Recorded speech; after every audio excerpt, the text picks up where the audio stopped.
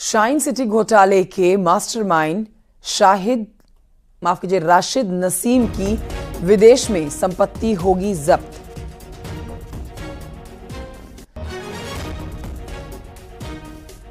Fugitive economic offenders act 2018 के तहत ED Rashid Naseem पर केस दर्ज करने जा रही है। एक्ट के तहत भगोड़े आर्थिक अपराधियों पर कार्रवाई की जाती है और इस एक्ट के तहत आरोपी के विदेश में भी खरीदी गई संपत्ति जब्त की जा सकती है।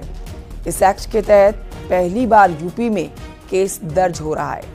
विजय माल्या, नीरव मोदी और इनके अलावा कुल 14 भगोड़े अपराधियों पर इस एक्ट के तहत कार्रवाई हुई है। शाइन सिटी पर निवेशकों के करीब 60,000 करोड़ रुपए हड़पने का आरोप है। राशिद नसीम की कई देशों में भी संपत्तियां बताई जा रही हैं।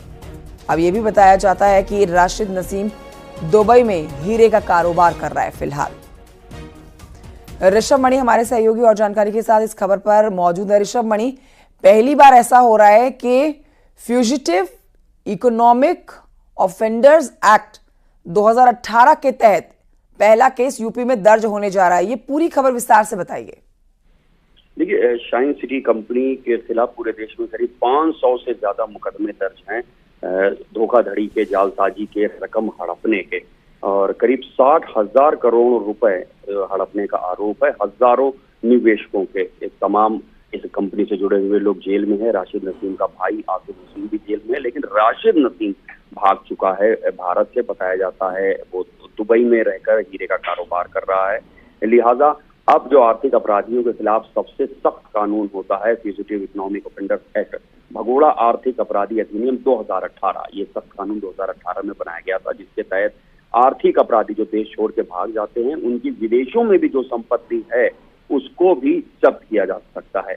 उसी के तहत ये कार्रवाई की जाएगी। जल्द ही ईडी इसमें ये कार्रवाई करने वाली है। और ये जो बताया जाता है इस एक्ट के तहत कि कुछ शर्तें होती है केस दर्ज करने की, कि विदेश भागने वाला जो भी ठीक है, तो मतलब रेयरेस्ट ऑफ रेयर केसेस में इस तरह का एक्ट लगाया जाता है और ये एक्ट यूपी में पहली बार इस एक्ट के तहत केस दर्ज किया गया है। बहुत शुक्रिया आपका ऋषभ मणि त्रिपाठी जानकारी के लिए।